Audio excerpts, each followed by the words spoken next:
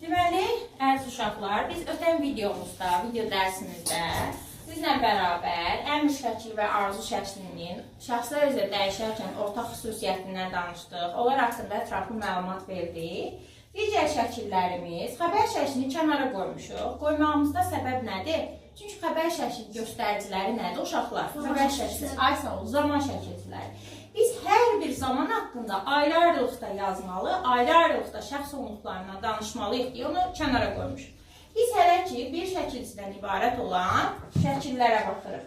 Deməli, gəlirik lazım şəklinə. İndi lazım şəklində bizim üçün Fatimə aydınlaşdırsın görək. Burada hansı şəkilciləri görürük? Buyur Fatimə. Lazım şəkilləri. Oxuyasıyan.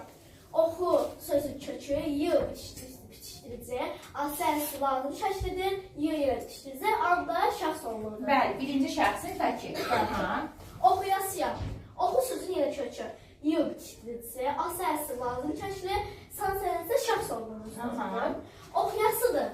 Oxu sözün yenə kökü, y bitişdirici, asəsi lazım şəkli, dördürdürdə, şəxs olmalıdır. Baxın uşaqlar, diqqət edək. Biz burada arzu şəklində, üçüncü şəxsin təkində şəkilsi işlətməmişdik. Amma lazım şəklində şəkilsini işlətdik. Bunu işlətməyimizin səbəbi isə əslində o oxuyasıdır şəklində işlətməyimizin əsas səbəb uşaqlar odur ki, aslı əslini siz gələcək mövzularda feili sifətdə də görəsiniz. Feili sifətdə də asəsi şəkilsi var.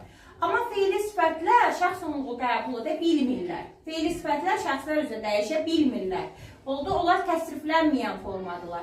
Bax, oradakı asəsi ilə bu asəsini qarışdırma deyə o duru oraya yerləşdiririk ki, hansı ki üzərində bu şəkilsi varsa, demək ki, o feili sifət deyil, lazım şəklinin əsisidir. Yaxşı, yadımızda qalsın. Davam edək. Oxuyasıyıq. Oxu sözü kökü, y bitişdirici, asəsi lazım şəkli, y bitişdirici, ı şəxs olmalıdır. Oxuyasısınız.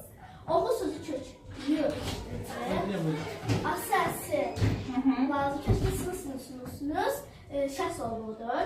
Oxuyasıdır. Oxu sözün kökü, y bitişdirici, asəsi lazım şəkli, dördürdürdə şəxs olmalıdır. Bəli, üçüncü şəxsin təkində və cəmində biz eyni şəkilsini gördük.